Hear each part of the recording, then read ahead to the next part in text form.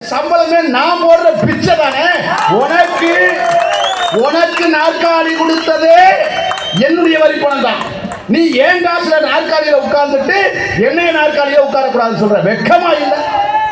எங்க மாவட்ட செயலாளர் வினோத் அங்க நாற்காலியில உட்கார்ந்து இருக்கிறாரு. எதுக்கு? எங்க சாதிக்காரனை அடிச்சுட்டான், இன்னார் மேல நடவடிக்கை எடுங்கன்னு புகார் கொடுத்து உட்கார்ந்துட்டு இருக்கிறான். அப்போ எவன் மீது நாம் புகார் கொடுத்தோமோ அவன் அந்த காவல் நிலையத்துக்கு வர்றான். எந்த காவல் நிலையம்? நாமக்கல்ல. நம்ம யார் மேல புகார் கொடுக்கிறோமோ அவன் அங்க வர்றான். அவன் வர்றவன் போலீஸ்ல சொல்றான், எஸ்ஐட்ட நான் வர்றேன், இவனை எந்திரிக்க சொல்லுங்க.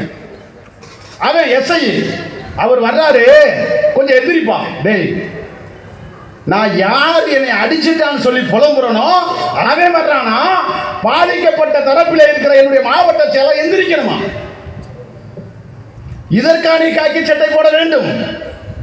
உன்னுடைய வீராப்பை எளிய மக்களிடத்தில் காட்ட வேண்டும். அவனை சாதி வெறியனை அமரச் சொல்லி என்னுடைய மாவட்ட செயலாளரை எழுந்திருக்க சொல்லுவதற்கு நீ அவனிடத்தில் என்ன பணம் வாங்கினாய்? இதுல பெரிய கேவலம் என்னன்னா, அவன் உள்ள வர்றான்,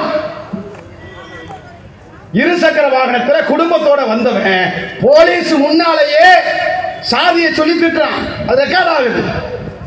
போலீஸ் நில்லுன்னு சொல்றான், விசாரிக்கணும் சொல்றான். ஓ, விசாரணைக்கு நான் வர முடியாது, இவனை நான் பார்த்துக்கிறேன் என்று சொல்லி காவல் நிலையத்திற்கு வந்தவன் காவல்துறை அதிகாரத்தை மீறி அவன் வெளியே போகிறான். தடுக்க ஒரு நாதி கிடையாது. வரையான் பெட்டிஷனை தூக்கிட்டு தமிழ் புலிகளை வச்சு கூட்டம் போடக்கூடாதுன்னு. வெக்கமா இல்லை?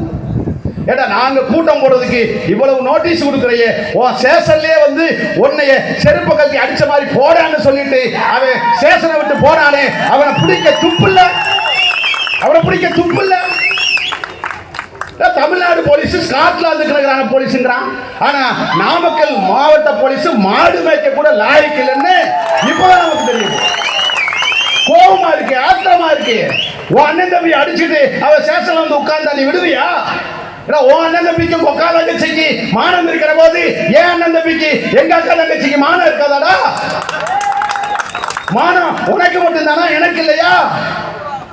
கோபம் உனக்கு மட்டும்தான் வருமா, எனக்கு வராதா? சட்டம் உனக்கு மட்டும்தான் தெரியும், எனக்கு தெரியாதா? எச்சரிக்கையாக சொல்றேன், எச்சரிக்கையாக சொல்றேன். நான் வன்முறையை விரும்பாதவன், ஆனால் வன்முறையால் மட்டும்தான் எனக்கான நீதியை பெறுவதற்கு தகுதி என்று சொன்னால் அதை எடுக்க எவனும் தயங்க மாட்டான். பெரியார் சொன்ன மாதிரி தான், இது பழைய காலம் இல்லை. எனவே நாமக்கல் காவல்துறை மிக கவனமாக கையாள வேண்டும். அப்புறம் சொல்றான், நல்லா இருக்கிற கொங்கு மண்டலங்க, இந்த தமிழ் புலிகள் ஒரு கட்சி வந்த பிறதாங்க நாசமா இருக்கிறாங்க. அமைதியா இருக்கு, சாதி கலவரமே இல்லை, சண்டையே இல்லை, நல்லா இருக்கு, அமைதியா இருக்கு. இது தென் மாவட்டம் மாதிரி கிடையாது, இது வட மாவட்டம் மாதிரி கிடையாது. அமைதி பூங்காவா இருக்குமா? அமைதியாத்தான் இருக்கு. அது பூங்காவா இல்லை, சுடுகாடாக இருக்கிறது. அமைதி ரெண்டு இடத்துல இருக்கும். பூங்காலையும் அமைதி இருக்கும், சுடுகாட்டிலேயும் அமைதி இருக்கும். கொங்கு மண்டலத்திலே நிலவுகிற அமைதி பூங்காவிலே வருகிற அமைதி அல்ல, சுடுகாட்டிலே வருகிற அமைதி. இங்கே எங்களுடைய தொண்டையில எங்களுடைய கழுத்திலே மிதித்துக் கொண்டு கத்தாதே என்று அவன் சொல்லுகிறான். நான் கத்த முடியவில்லை, என் கழுத்திலே அவன் காலை மிதித்திருக்கிறான்.